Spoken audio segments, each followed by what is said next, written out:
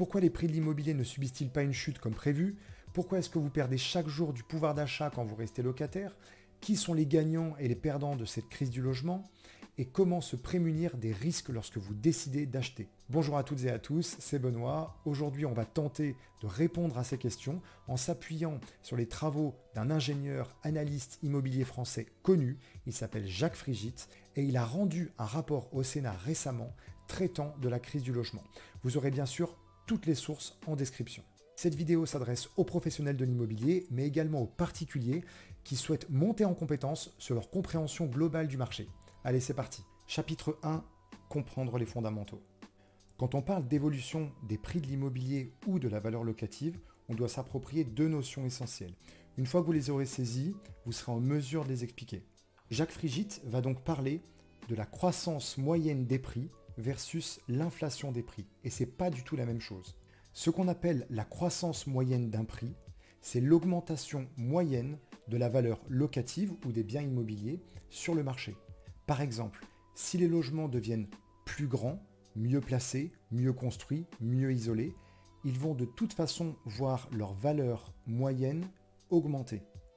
Imaginons par exemple qu'un type 2 qui faisait en moyenne 40 mètres carrés il y a 20 ans fait en moyenne aujourd'hui 43 mètres carrés, eh bien inévitablement son prix va augmenter.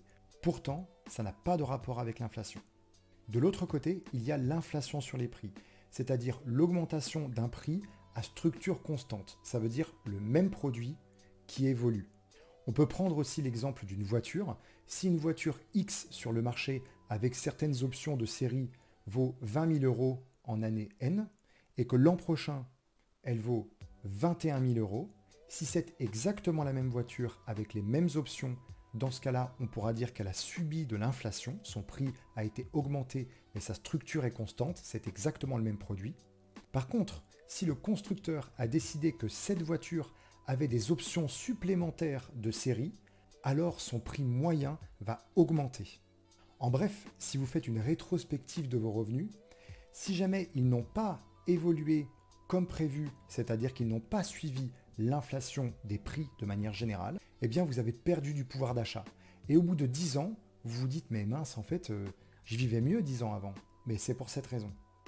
Et si en plus, la ville dans laquelle vous vivez subit une croissance moyenne des prix, à l'achat ou à la location, et que vos revenus n'ont pas été revalorisés, dans ce cas-là, c'est la double lame pour vous. Vous perdez deux fois. Maintenant, je vous invite à regarder ce graphique. C'est l'indice de loyer des résidences principales rapporté aux revenus des ménages. Regardez les courbes, elles se chevauchent. Ça donne l'impression que les loyers ont suivi l'augmentation des revenus moyens des ménages. Et ce graphique est tout à fait juste. Donc à quelque part, à sa première lecture, on se dit mais pas de problème. Alors pourquoi j'ai perdu du pouvoir d'achat? Tout simplement puisqu'il va falloir regarder en détail la dynamique des loyers et donc son impact sur les ménages. Prochain chapitre, on regarde l'évolution des loyers. Donc vous l'avez vu, si on suit l'évolution de l'indice des loyers par rapport aux revenus des ménages, il n'y a pas d'augmentation significative des loyers. Maintenant, rentrons dans le détail. En fait, si on observe l'augmentation du loyer moyen, on va avoir une différence notable. Ici, vous avez un graphique avec un exemple de l'évolution du confort dans les logements depuis les années 70. Ici, ça concerne le nombre de WC individuels installés dans chaque logement depuis les années 70. Ça peut paraître idiot, mais ce n'était pas le cas il y a encore 50 ans en arrière.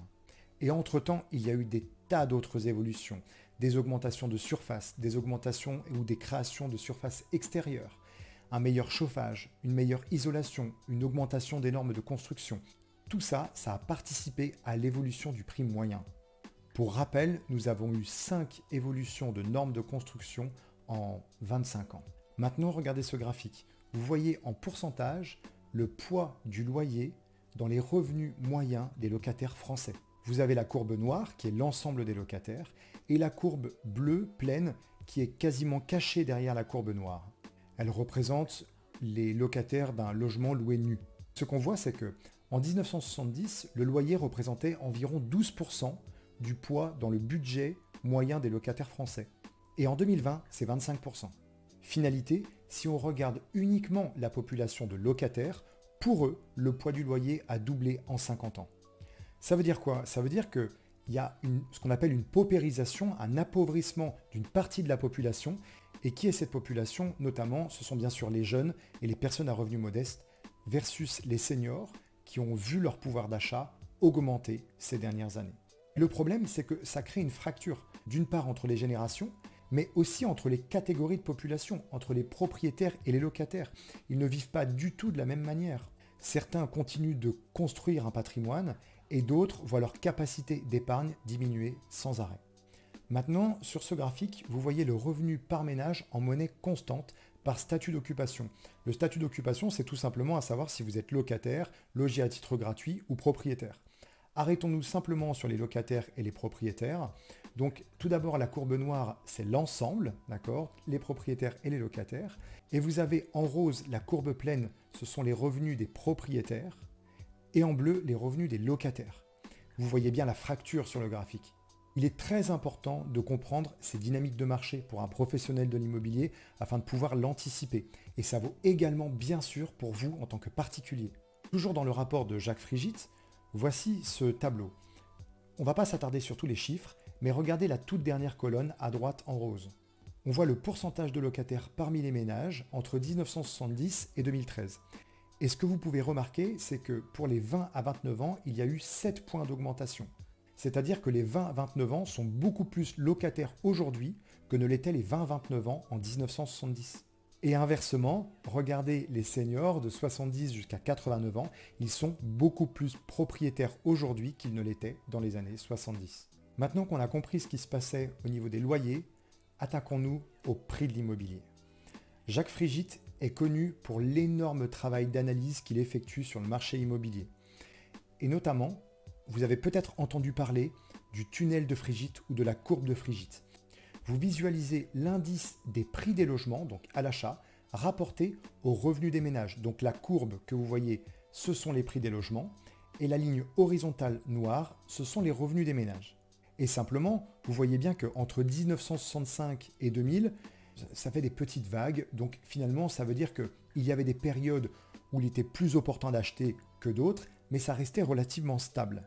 Et regardez, à partir de 2000, on a une explosion du prix de l'immobilier jusqu'en 2005, 2006, voire 2007.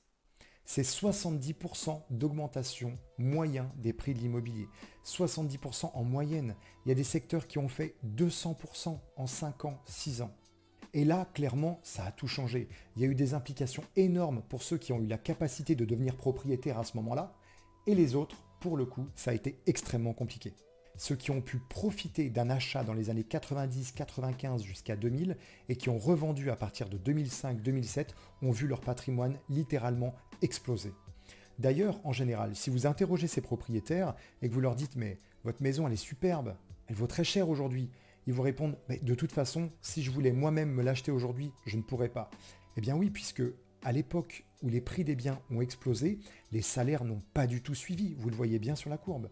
Donc ça veut dire que les personnes qui avaient acheté en 2000 et qui en 2006 se posaient la question de la revente de leurs biens, lorsqu'ils ont fait estimer leurs biens, ils possédaient un bien d'une valeur bien supérieure à leur propre capacité d'achat, puisque leurs revenus n'avaient pas suivi de la même manière, comme tous les Français. Et ceux qui n'ont pas pu en profiter, eh bien la vie a commencé à être plus compliquée. Dans le chapitre suivant, on va déconstruire certains mythes qui expliqueraient l'évolution du prix de l'immobilier. Et on va parler de la réalité. Ici, on va parler des 2 mythes principaux qui expliqueraient l'évolution des prix de l'immobilier. Jacques Frigit nous parle donc du rôle de la construction et du coût du foncier. Le coût du foncier, c'est donc le coût des terrains. Premièrement, l'idée que la pénurie de construction participerait grandement à l'évolution des prix est une idée qui est très répandue. Jacques Frigit nous explique qu'il y a ce qu'on appelle une élasticité des prix, un rôle finalement, une responsabilité. Par exemple, en France, on sait qu'il y a environ 35-36 millions de logements. Disons 36 millions de logements. Eh bien, si on construit ne serait-ce que 1% de logements en France, c'est à peu près le cas, 350 à 360 000 logements en France, ça ne peut pas jouer sur l'évolution des prix de manière forte. C'est trop peu en réalité. 1% de rotation du parc, donc 1% de nouveaux logements chaque année ne peut pas expliquer cette forte augmentation des prix. Ou en tout cas, elle l'expliquerait de l'ordre de 1 à 2%, voire 3% au maximum. Donc même si on doublait ou on triplait le nombre de constructions, alors bien sûr, il y en a fortement besoin dans certaines zones par manque de logement, mais aussi à cause de logements trop vétustes, mais dans tous les cas, ça n'explique pas cette évolution spectaculaire des prix de l'immobilier.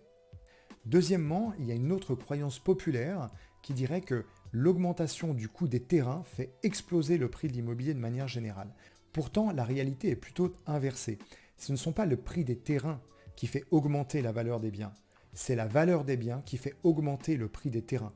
Un constructeur, lorsqu'il va décider de bâtir un immeuble, par exemple, il va partir du prix du marché. À combien est-ce qu'il peut vendre ses biens sur le marché? Il va donc regarder la valeur des produits environnants à là où il veut construire, et puis il va faire ce qu'on appelle une opération de compte à rebours. Donc il va partir du prix final, voir à quel prix il peut vendre, et ensuite il va descendre tous ses coûts. Donc ses coûts de construction, sa marge, et il reste le prix du terrain.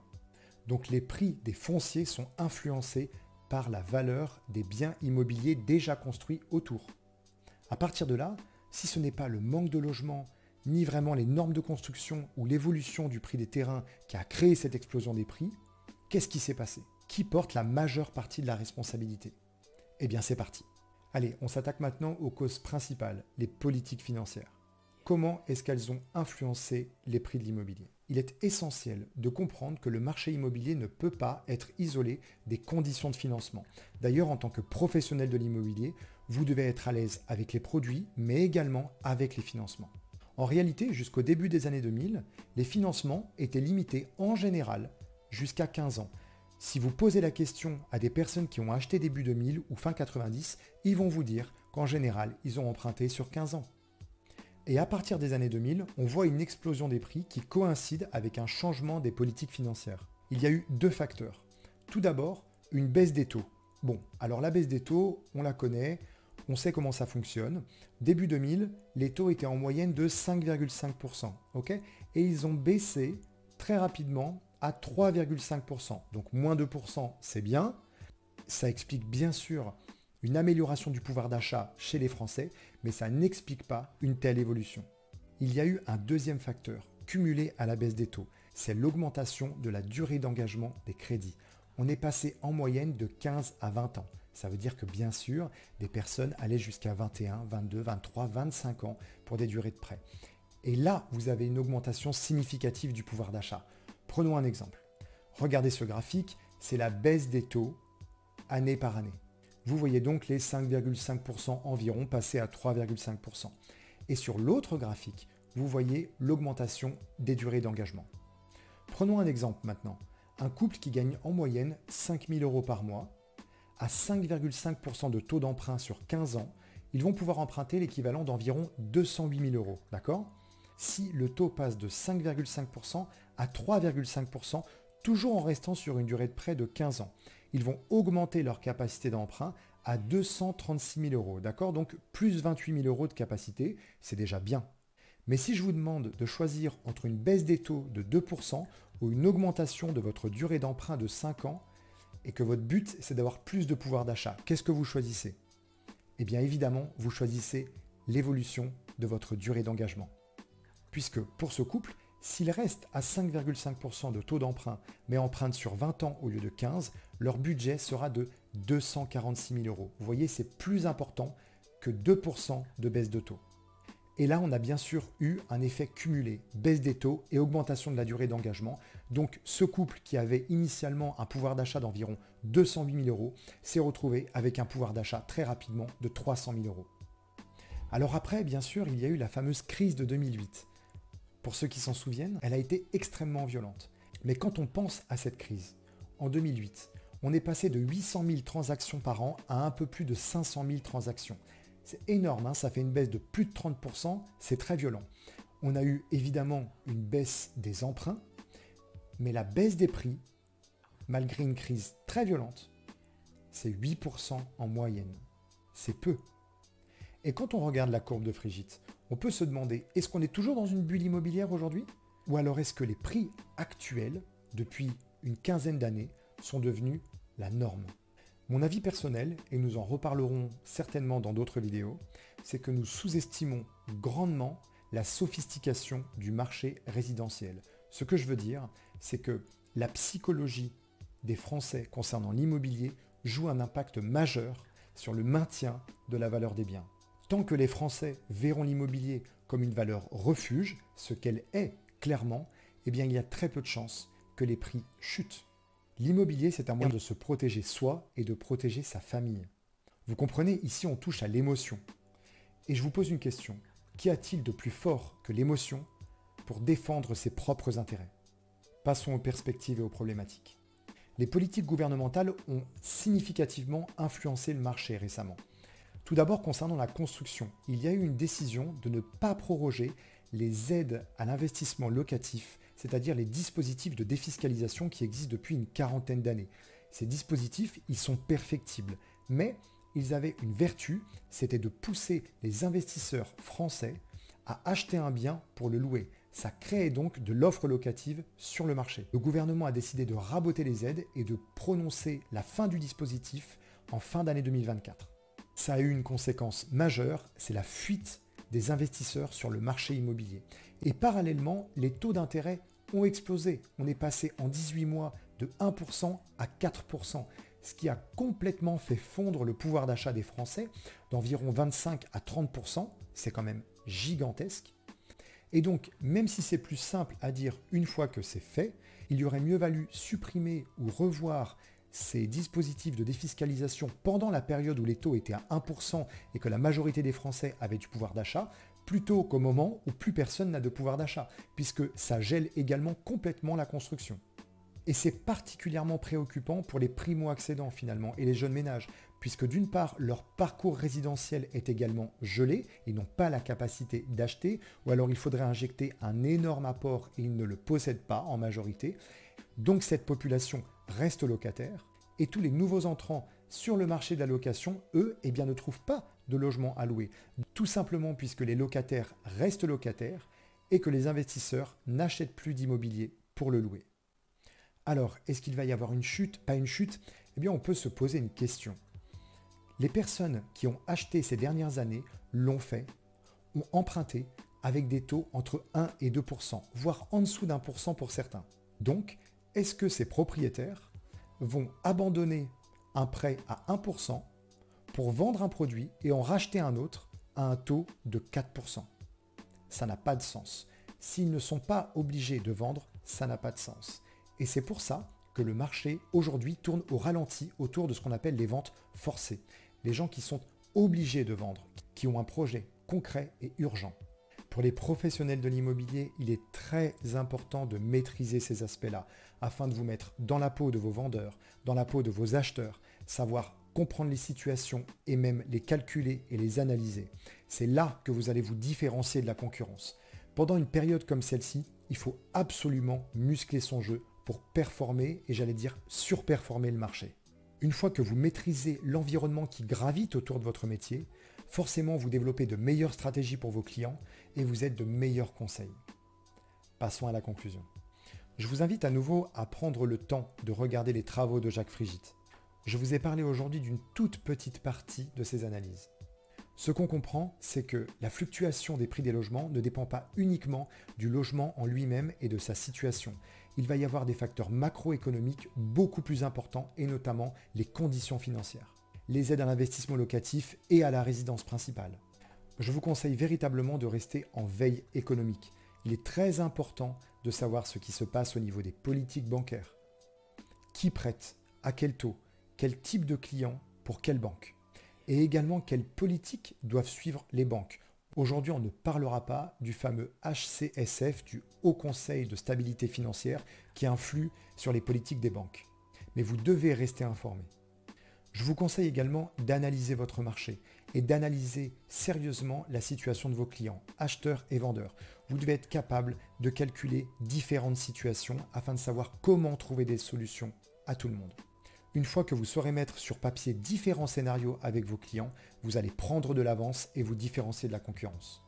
Enfin, que vous soyez primo-accédant, c'est-à-dire que vous achetiez pour la première fois, secondo-accédant ou investisseur locatif, Votre réussite se trouve dans l'anticipation du marché.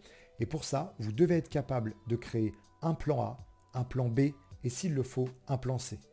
Jacques Frigide nous présente ici des données tangibles.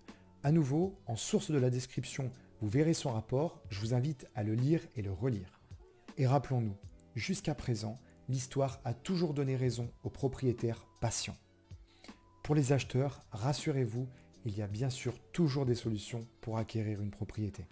C'est tout pour aujourd'hui. Restez informés, restez connectés, partagez vos expériences et vos questions en commentaire. Je serai ravi de les lire et de répondre à vos questions si bien sûr j'ai les réponses. Et je vous dis à très bientôt. Ciao.